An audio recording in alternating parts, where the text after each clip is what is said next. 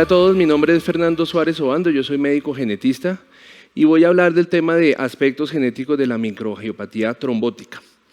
Importante iniciar con algunos términos básicos que nos van a llevar a las razones por las cuales la genética está implicada en el proceso diagnóstico y eventualmente en el proceso también de tratamiento.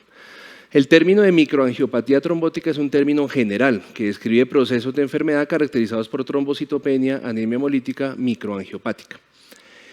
Estas características asociadas o no a cierto espectro clínico o a resultados de laboratorio se pueden dividir en formas primarias o secundarias y se destaca precisamente el término primario o secundario en razón que lo secundario pues, se puede clasificar como una etiología generalmente ambiental o autoinmune, pero lo primario hace referencia a un asunto biológico o estrictamente genético, mendeliano o unigénico.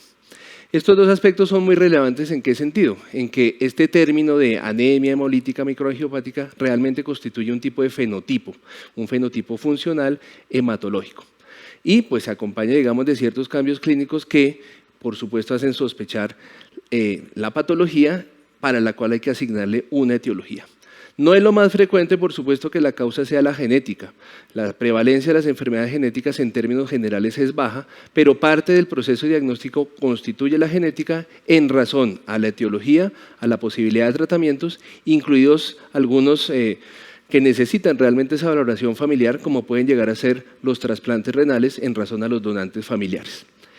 En este punto es importante entonces empezar a evaluar en qué momento la genética actúa dentro del proceso diagnóstico. Muchos de estos pacientes que han tenido la sintomatología, las alteraciones del laboratorio y pues se quiere establecer la etiología particular del MAT o el MAT, pues ya se han descartado esas causas secundarias, ya han sido valorados por varios especialistas y llega un momento en donde la genética tiene una participación mucho más relevante. Allí el árbol familiar es importante, tal vez es el primer punto a destacar. La valoración de genética implica evaluar la familia, evaluar antecedentes de consanguinidad en los padres del paciente y evaluar, por supuesto, que haya manifestaciones clínicas que no hayan sido identificadas en familiares de primero o segundo grado de consanguinidad.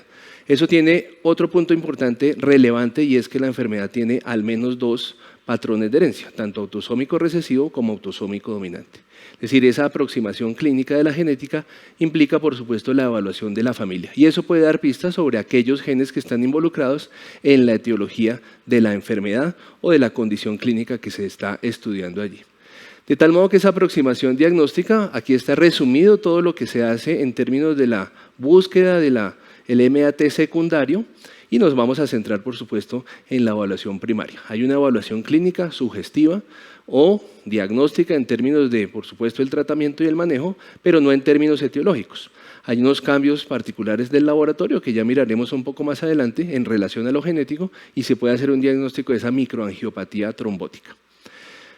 Como en la mayoría de flujogramas o algoritmos diagnósticos, la actividad del ADAM-TS13 es absolutamente fundamental. Sabemos, por supuesto, que es una enzima de clivaje del factor de von Willebrand, por tanto, es relevante en el sentido de evaluar esa etiología primaria o secundaria. Eso, por supuesto, está en todos los flujogramas diagnósticos, pero lo que tenemos allí es el primer momento en el que se puede definir si es un asunto principalmente autoinmune o principalmente genético, dado que si no hay una actividad adecuada y una deficiencia severa de esta enzima catalítica, pues hay una posibilidad es que algo la esté inhibiendo y esos van a ser los anticuerpos. Es decir, estamos hacia un lado, hacia una etiología diagnóstica principalmente inmunológica, autoinmune. Pero si no existen esos anticuerpos, pues inmediatamente lo que uno piensa es que existan variantes patogénicas de ese gen, del gen que genera la proteína ADAM-TS13, que por ganancia de función o deficiencia de la proteína no ejerzan la función adecuada sobre el factor de von Willebrand. Eso, repito, está dentro de todos los algoritmos diagnósticos, pero es el primer momento en donde se plantea, digamos, que la etiología puede ser genética. Si se hace un estudio genético específicamente del gen, pues lo que uno estaría buscando son mutaciones bialélicas. ¿Eso qué quiere decir? Representación de un patrón de herencia recesivo.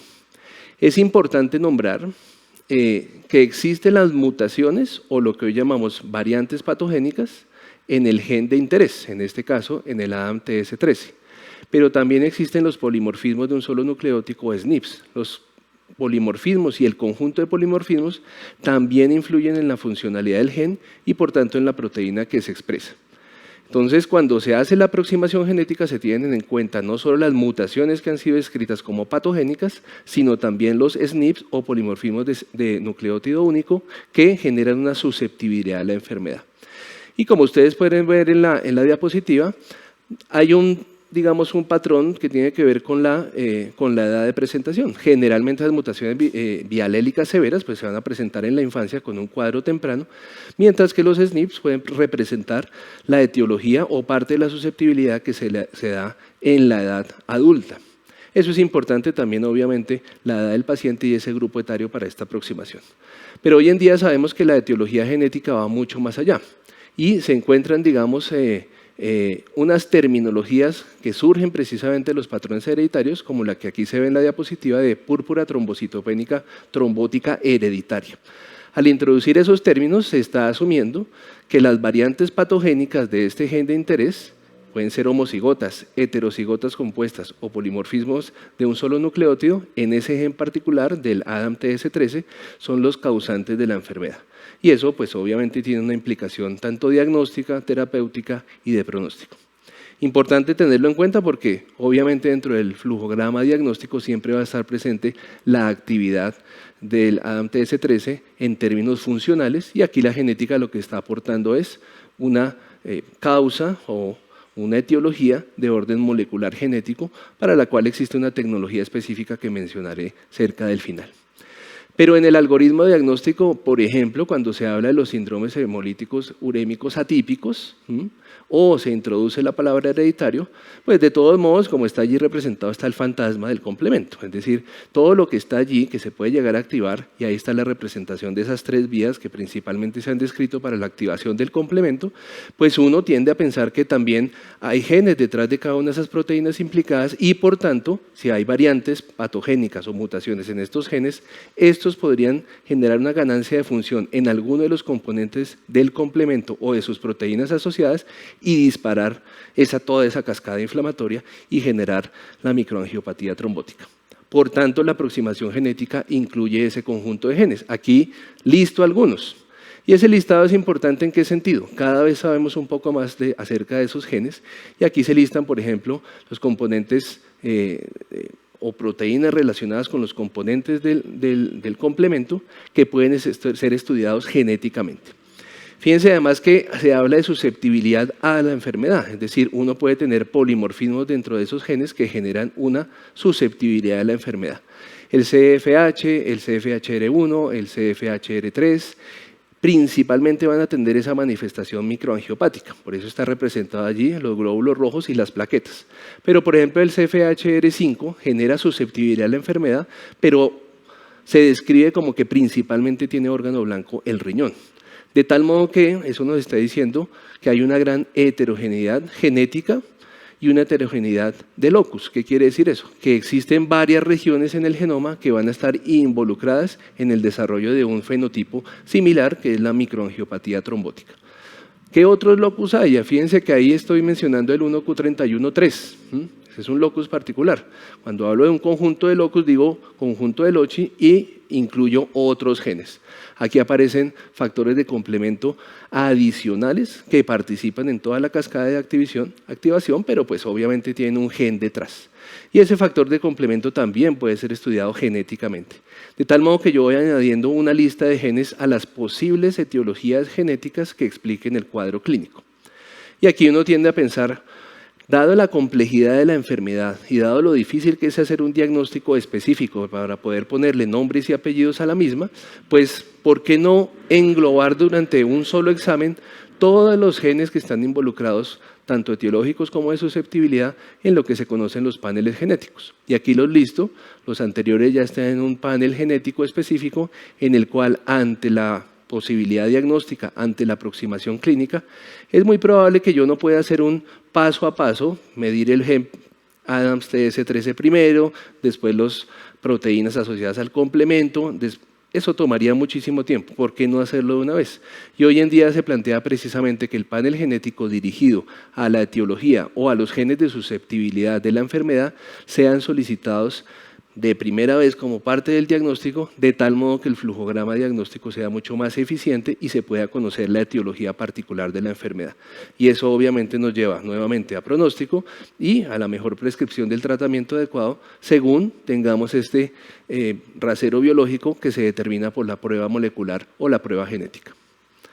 Si tenemos entonces ese panel genético, después de haber medido, como mencioné previamente, toda la evaluación clínica, toda la actividad del ADAMTS TS13, el panel genético se constituye en una aproximación ya molecular, en conjunto con la evaluación clínica, y hoy en día además se hace con una tecnología relativamente económica, rápida, muy eficiente y que nos evalúa tanto las mutaciones bialélicas como los SNPs o SNPs de susceptibilidad de la enfermedad.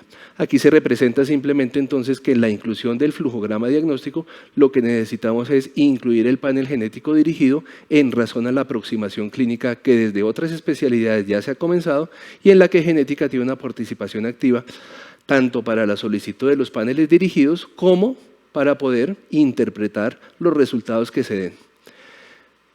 Esa interpretación es muy importante y empiezo a concluir con algunas ideas que son relevantes precisamente para poder completar ese trabajo diagnóstico y finalmente terapéutico.